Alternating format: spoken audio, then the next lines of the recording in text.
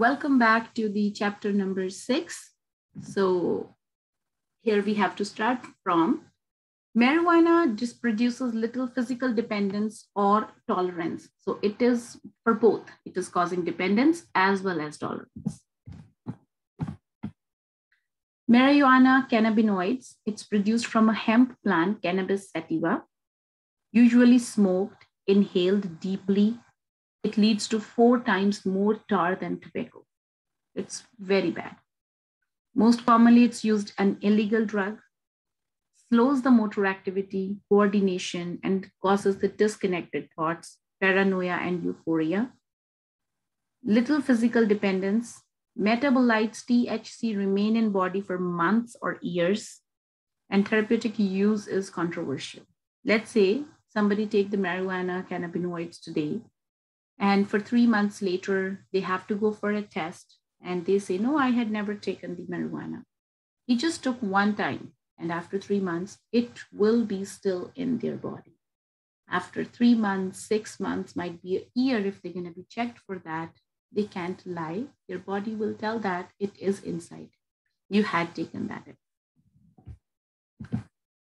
Hallucinogens causes an altered state of thought and perception, similar to that found in the dreams. Hallucinogens, like for one example, I would say like there is a rope and you think that rope is a snake. So that's kind of a hallucinations the people start getting. They're just sitting and they start hearing some noises and there is no noise. So just like people feel that found in the dreams, you see where you not are, that's what they feel thought and perception. Hallucinogens, they produce the altered dream-like state. Psychedelics, prototype is LSD, that is lysergic acid, and it has no medical use. Effects are highly variable. Bright light, they are scared of bright light, they're scared of high voices, profound sense of the truth, anxiety, panic attacks, and paranoia. Now, if we saw about the hallucinogens, so they're telling you here comparison of the psilocybin and LCD. Psilocybin is derived from a mushroom shown in an LCD blot is shown in the B picture. Mescaline is found in the peyote cactus of Mexico and the Central America. From there, this drug is very common.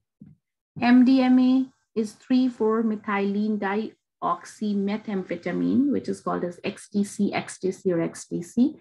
An amphetamine originally created for research purposes, but now extremely popular as a drug of abuse. These drugs are mostly available in the Mexico, so that's why the people living in the Mexico or closer to that area, we see them, they're more addicted. DOM, which is 2,5-dimethoxy-4-methylamphetamine, which is called as STP.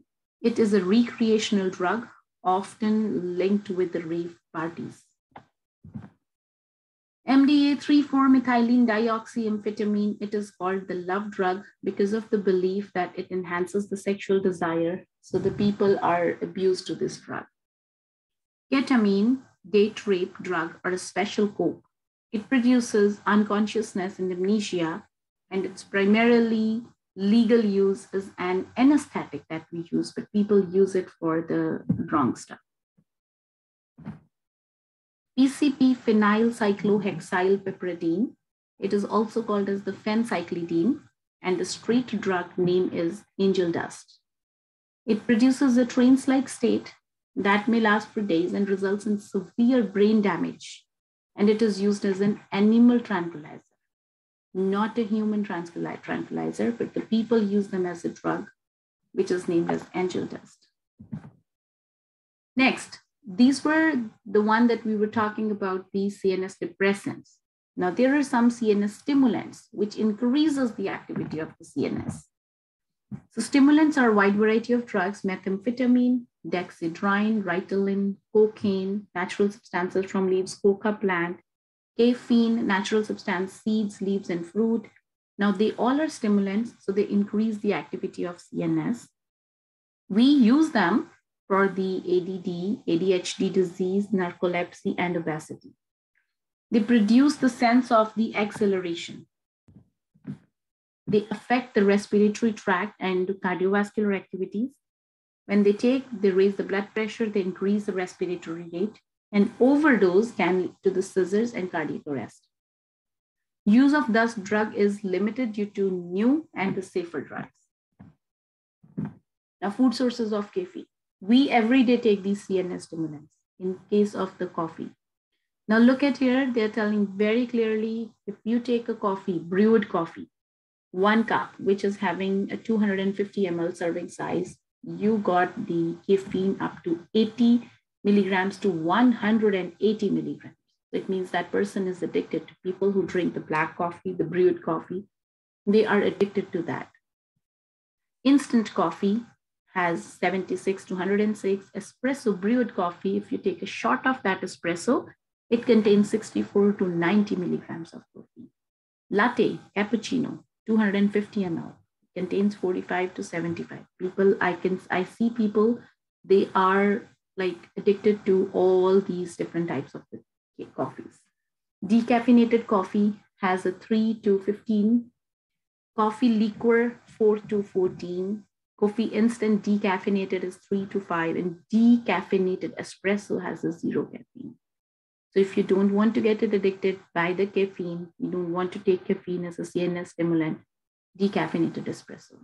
Usually the drivers, they're driving long. They do drink coffees from Tim Hortons on the way and from somewhere because they want to wake their brain. If they have to wake up their brain, they have to drink coffee because caffeine amount gives them wakefulness because they are the CNS stimulants. Next is iced tea, has a 15 to 67 grams of caffeine. Tea, leaf or bag, black flavored black tea, 43 to 60. Tea, green tea, oolong and white, it's at 25 to 45 caffeine. Decaffeinated tea, 0 to 5. And herbal teas, all varieties, they are 0. When we say herbal tea, it means like peppermint tea, it's like ginger tea, Earl Grey tea, English breakfast tea. These kinds of all herbal teas, if you take them, definitely if you take 1 cup in the morning, 1 in the evening, you're not having any caffeine, but still you get the abuse of that with no caffeine because your body wants that. Now, soft drinks. If we take the energy drinks, various different, any types of like Red Bull, Rockstar, Monster, anything, that's 80 to 125 caffeine. Diet Cola, when we say it's a Diet Coke has more caffeine in that. Cola, that is Coke, is 30 milligrams. Dr. Pepper or regular diet, it's both anyways, it's 40. Barq's root beer has 23 grams of caffeine. So if we give our kids the Coca-Cola, the Coke, the Pepsi, the Diet, we are giving them caffeine. So that's why their body demands again. So they want again the caffeine. Next is chocolate-covered coffee beans, dark chocolate or milk chocolate. If you see them, you're going to see a lot of caffeine in them. Some people, they're used to eating the chocolate. And some people, they have in their diet 1 chocolate and a can of Coke. That is their lunch meal. Wow. They have a lot of taking caffeine into it. Like a Coca-Cola has a maximum amount of caffeine, and the milk chocolate or a dark chocolate, it has the maximum amount of caffeine in it. Dark chocolate, 1 bar, it's 27 milligrams. Hot chocolate, 5 to 12, so it's not even good for the kids. Milk chocolate bar, 8 to 12 milligrams. Chocolate brownie, it's 1 to 4 caffeine. Chocolate milk, 3 to 5. Yogurt chocolate, 4, because it is chocolate in them. And chocolate is having a cocaine because chocolate is made from the coca beans. Ice cream chocolate, it has 2 milligrams of the caffeine. Next concept is about the nicotine. So nicotine is powerful and highly addictive. It is considered again as a CNS stimulant, increases alertness. It is legal. It is very highly addictive. It is carcinogen, and the tobacco smoke gets the maximum nicotine from there.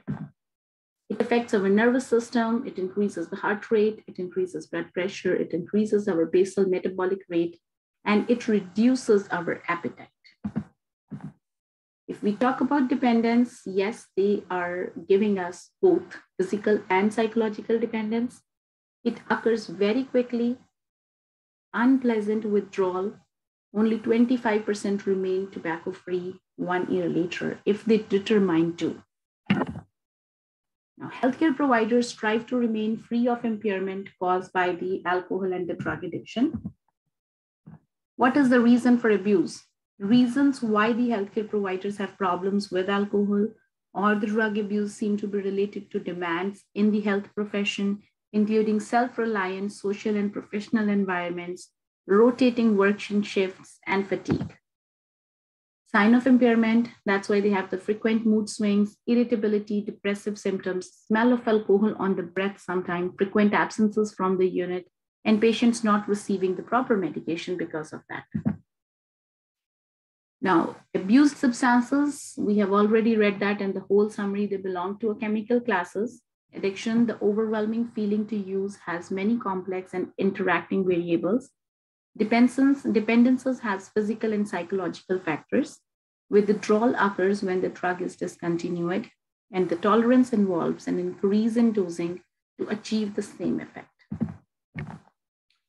CNS activities decreased by CNS depressants, we already discussed, increased by CNS stimulants. Marijuana produces less dependence and tolerance than other drugs. In contrast, nicotine is powerful and addictive. Hallucinogens produce altered state of thought and perception. Demands of the health profession can lead to alcohol and drug abuse among providers. This finishes with your chapter. It's very interesting chapter, very knowledgeable. Read it from the book. You will enjoy reading it from the book because it's going to give you a lots and lots of knowledge for the everyday life. Thank you.